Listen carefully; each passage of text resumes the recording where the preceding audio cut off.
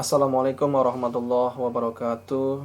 Yang saya hormati kepada Ibu dosen, Ibu Dwi Febrianti PhD, selaku dosen mata kuliah Jaringan Komputer dan Komunikasi Data di Universitas Budi Luhur. Perkenalkan, nama saya Ahmad Fauzi dengan NIM 2211600826 untuk mereview mengenai tinjauan artikel 1 dengan judul The Design Philosophy of the DARPA Internet Protocols oleh David D. Clark dari Institute of Technology Laboratory for Computer Science Cambridge. Baik, mengenai artikel ini saya akan mulai. Yang pertama, apa itu DARPA? Jadi DARPA itu adalah panjangan dari Defense Advanced Research Project Agency, yaitu agensi dari Departemen Pertahanan Amerika Serikat yang bertanggung jawab atas pengembangan teknologi baru untuk digunakan oleh militer. Awalnya dikenal sebagai ARPA, Advanced Research Project Agency. Agensi tersebut dibentuk pada bulan Februari 1958 oleh Presiden Dwight D. Eisenhower sebagai tanggapan atas peluncuran Sputnik 1 Soviet pada tahun 1957. Jadi Sputnik 1 ini adalah buatan dari Uni Soviet ya. Ini dia sebelum negaranya terpecah menjadi 15 negara ya. Jadi Sputnik 1 ini tepatnya di Kazakhstan, yaitu saat itu sedang ada perang antariksa gitu ya. Makanya Amerika membentuk ARPA untuk sebagai perlombaan mengenai antariksa begitu. Nah, ini dia tujuannya apa? Dengan tujuan untuk membentuk dan melaksanakan proyek-proyek penelitian dan pengembangan untuk memperluas batas-batas kemajuan teknologi dan ilmu pengetahuan dan mampu meraih pencapaian jauh melampaui persyaratan dari militer. Jadi emang awalnya itu dia dari untuk pertahanan militer ya. Lalu ringkasan mengenai artikel ini, yang pertama adalah pembahasan protokol internet yang saat ini digunakan yaitu TCP/IP. Kemudian protokol TCP/IP dirancang dan dikembangkan oleh DARPA. Kemudian awalnya dirancang untuk pertahanan militer, namun berkembang dan digunakan secara publik dan luas untuk komersil. Lalu tujuan artikel ini menjelaskan bagaimana desain protokol internet, connectionless, packet switch, TCP atau layer lainnya walaupun tidak secara rinci dijelaskan. Oke, jadi kita setuju bahwa internet pada saat ini memang sangat berkembang sekali, dan maka dari itu DARPA memulai secara publik dan luas untuk dikomersilkan. Kemudian tujuan mendasar atau fundamental. Yang pertama, untuk mengembangkan teknik yang efektif dalam pemanfaatan jaringan interkoneksi yang ada. Berarti teknik yang efektif ya. Tujuannya memanfaatkan jaringan interkoneksi yang ada. Ya, nanti mulai dari komunikasi agak efektif seperti apa, kemudian dari pendistribusian sumber daya itu seperti apa agar lebih efektifnya. Kemudian merancang sebuah sistem terpadu yang menggabungkan berbagai media transmisi yang berbeda. Nah, ini tujuannya adalah untuk memperluas jaringan agar dari sumber ke tujuan itu tercapai. Lalu tujuan level kedua, jaringan internet bersifat berkelanjutan walaupun ada gangguan. Nah, nanti ada tafsirannya ini. Jaringan internet bersifat berkelanjutan walaupun ada gangguan. Nanti ada tafsirannya. Kemudian jaringan internet mendukung berbagai jenis layanan komunikasi. Oke, kita setuju bahwa internet itu sampai saat ini sangat dibutuhkan di seluruh dunia. Sangat dibutuhkan. Untuk salah satunya untuk komunikasi. Ya, sekarang kita menggunakan browser itu membutuhkan internet.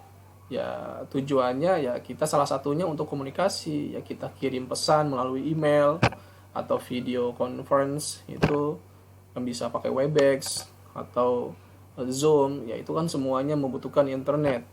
Dan sekarang juga kita ada device yang lebih pintar atau smartphone, ya kita menggunakan smartphone untuk mengkomunikasi, ya komunikasi dengan kerabat, teman atau keluarga gitu ya. Itu semuanya butuh internet. Kita setuju bahwa pada zaman sekarang saat ini itu kita sangat setuju dan sangat membutuhkan internet untuk berbagai jenis layanan komunikasi. Kemudian arsitektur internet mengakomodasi berbagai jaringan. Ya, kita tahu jaringan itu ada jaringan lokal maupun interlokal. Jaringan lokal yaitu kita untuk bisnis sendiri di kantoran, atau nanti jaringan interlokal ya kita komunikasi secara wide area network ya, WAN ya. Ya kita biasanya kalau jaringan interlokal itu membutuhkan jasa pelayanan telekomunikasi ya.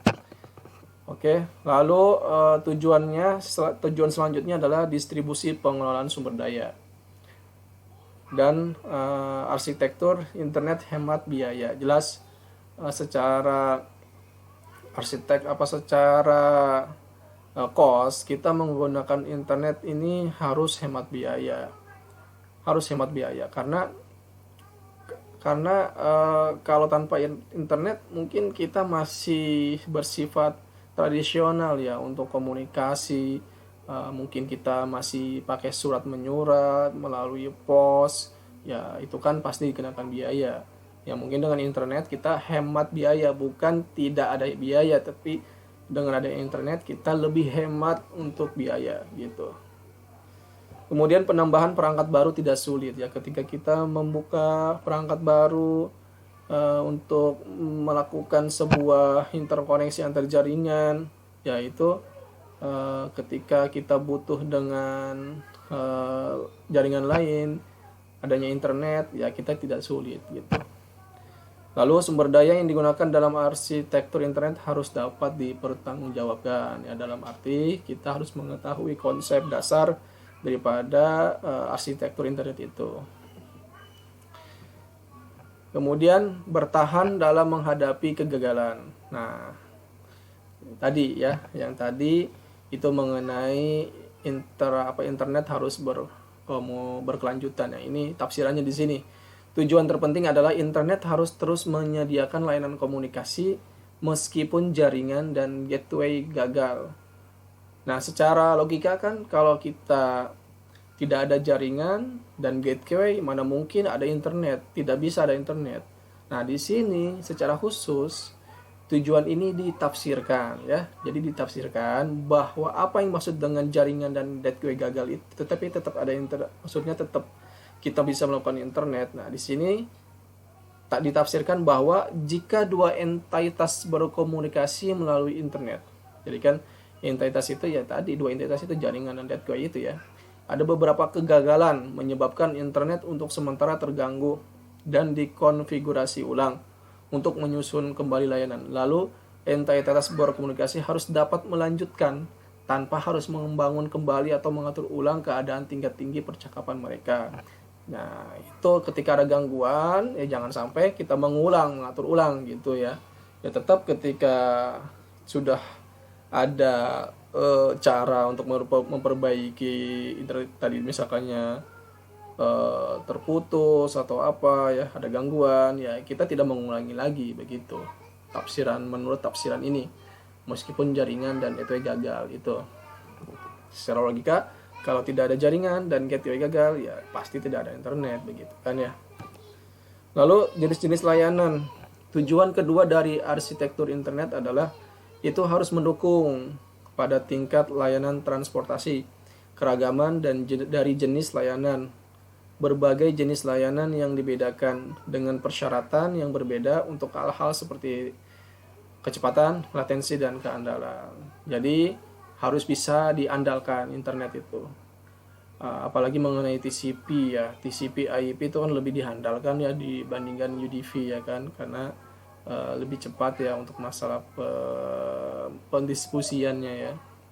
Ini yang sedang kita pelajari di mata kuliah jaringan komputer di pertemuan 7 ya, mengenai transport layer itu. Oke, lanjut.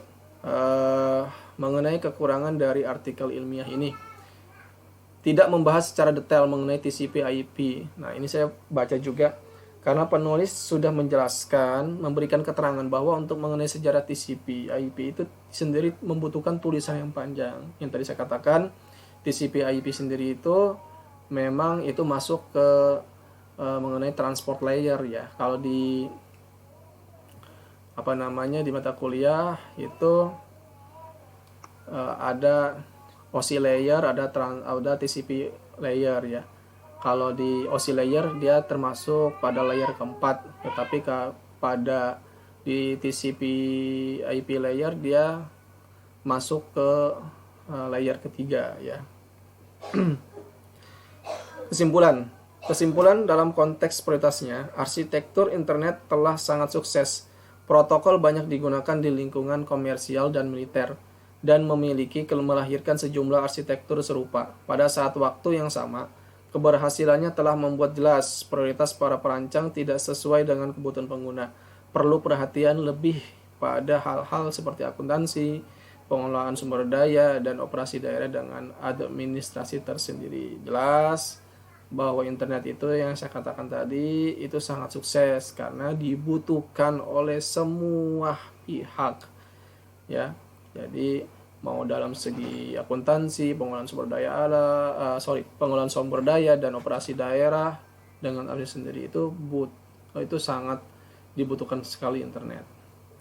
Terima kasih, itu saja yang dapat saya sampaikan. Mohon maaf bila mana banyak kesalahan.